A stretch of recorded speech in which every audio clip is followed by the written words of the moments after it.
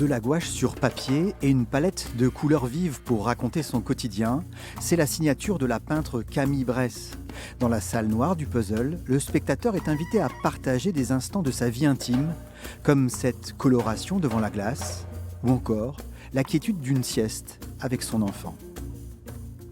Elle montre des corps qui sont sous la douche, des corps qui se câlinent, des corps qui se prennent dans les bras, qui s'embrassent. Enfin, c'est des scènes de la vie quotidienne qui sont intimes et douces, souvent très bienveillantes.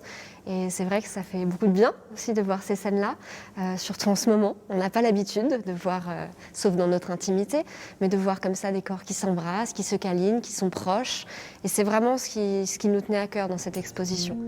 50 œuvres ont été réunies par le Fonds régional d'art contemporain de Lorraine et le Centre Jacques Brel avec un fil conducteur, l'interaction humaine. Interaction mise à mal par le Covid, ses masques et ses distances sociales. Ici, les photos de l'Italien Massimo Vitali, des grands formats et des corps agglutinés pour nous rappeler le monde d'avant.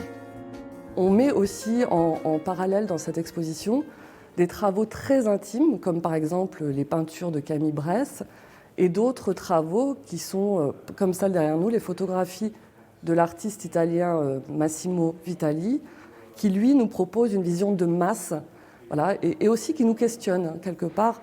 Est-ce qu'on a encore envie d'être dans cette foule, dans cette société de consommation, voilà. Entre corps, ce sont donc 10 artistes réunis sur les murs du puzzle à Thionville, mais ce sont aussi des conférences, des concerts et des expériences sonores à découvrir jusqu'au 6 mars prochain.